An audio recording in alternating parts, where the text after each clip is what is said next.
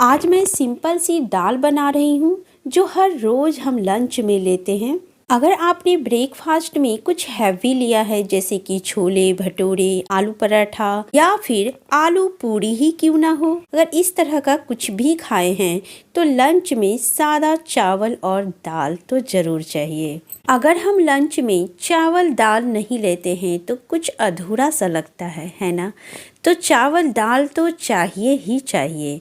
तो आज मैं सिंपल सी दाल बना करके आपको बताऊंगी कि हर रोज़ के खाने में हम दाल टेस्टी कैसे बना सकते हैं। मैंने यहाँ पर लिया है अरहर दाल, जिसे तुअर दाल भी कहते हैं। वैसे दाल तो बहुत तरह के होते हैं, लेकिन इस दाल का टेस्ट की बात तो कुछ और ही है। तो मैं यहाँ पर तुअर दाल का ही इस्तेमाल कर रही हूँ। बाजार से जब हम दाल लेकर के आते हैं तो वो काफ़ी गंदे रहते हैं और उसमें कुछ केमिकल वगैरह भी डाल करके रखते हैं। तो हम जब भी दाल इस्तेमाल करेंगे तो उसे धोकर ही यूज करेंगे। तो मैंने दाल में पानी डाल दिया है और उसे अच्छी तरह से रगड़ कर धो लेंगे। तो मैं यहाँ पर दाल को 2-3 बार पानी से धोकर क्लीन कर लिया है और अब मैं ले रही हूँ कुकर में मैं दाल को डाल रही हूँ। तो मैं दाल को कुकर में ही बनाऊंगी क्योंकि कुकर में दाल बहुत अच्छी तरह से पक जाते हैं। तो देखिए मैंने आधी कटोरी के आसपास दाल लिया था, अब उसमें मैं पानी डाल रही हूँ। उसी कटोरी से मैंने 1 कटोरी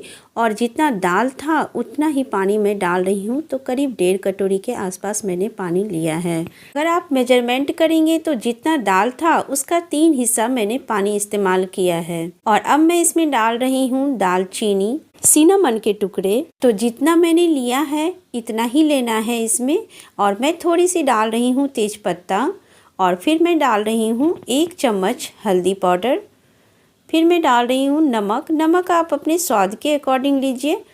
मैंने 1 चम्मच डाला और थोड़ी सी और मैंने डाला है। और इसमें मैं डाल रही हूँ 1 टमाटर को हम काट करके डालेंगे।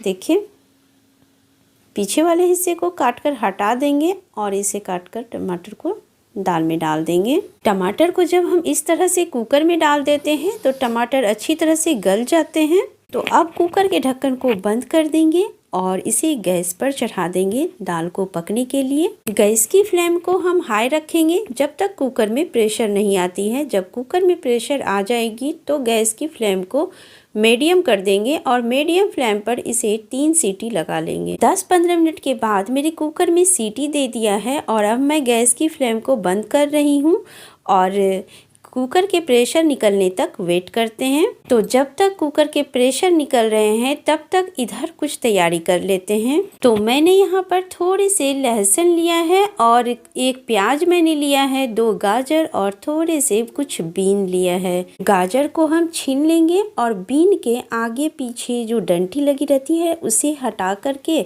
इसे इन सारी सब्जियों को धोकर क्लीन कर लेते हैं। तो मैंने यहाँ पर सब्जियों को धोकर क्लीन कर लिया है और अब इसे मैं काट रही हूँ। बीन को छोटे छोटे टुकड़ों में काट लेंगे और गाजर को भी हम ठीक इसी तरह से छोटे छोटे टुकड़ों में काट कर ले लेते हैं। गाजर को भी मैंने पहले 2 भागों में और फिर उसके 2 भागों में मैंने बांट करके उसके छोटे छोटे टुकड़ों में काट करके ले लिया है। प्याज को भी हम इसी तरह से फाइन चॉप कर लेंगे और लहसुन को भी कर लेते हैं। तो देखिए मैंने इन सारे वेजिटेबल को काट कर तैयार कर लिया है। उधर प्रेशर भी कुकर का निकल गया है। मैं दाल दिखाती हूँ आपको किस तरह से दाल मेरा पक कर तैयार हुआ है। तो देखिए मेरा दाल कितना अच्छा पक गया है, इससे ज़्यादा नहीं पकाना था, इतना परफेक्ट है।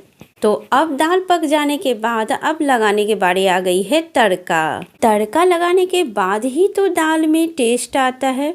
तो तड़का लगाने के लिए मैंने यहाँ पर एक कढ़ाई को गैस पर चढ़ा दिया है। उसमें मैं डाल रही हूँ घी। वैसे आप ऑयल का भी इस्तेमाल कर सकते हैं, लेकिन घी से तड़का लगाने से दाल का टेस्ट ज़्यादा बढ़ जाता है।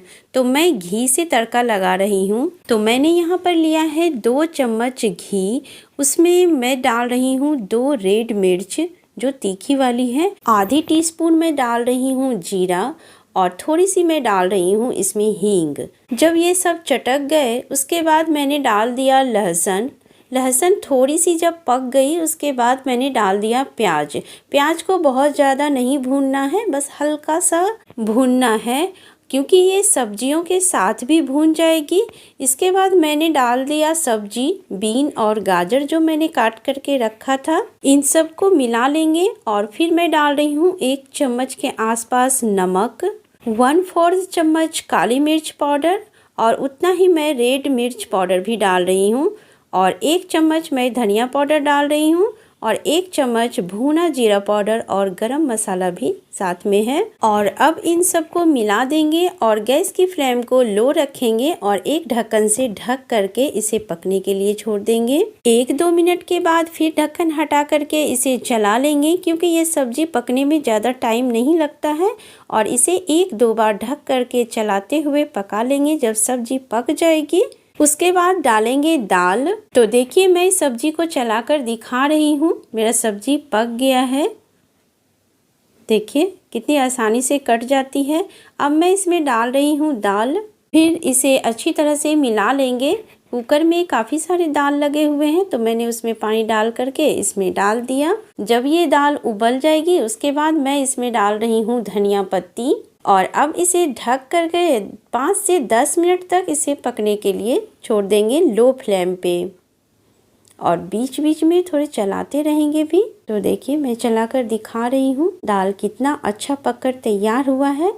देखिए मैंने इसे लो फ्लेम पे 5 से 10 मिनट तक ढक करके पका लिया और फिर दाल तैयार हो गया। अब मैं इसे सर्व करके दिखाती हूँ। ये दाल खाने में तो बहुत स्वादिष्ट है ही, साथ में बहुत हेल्दी भी है।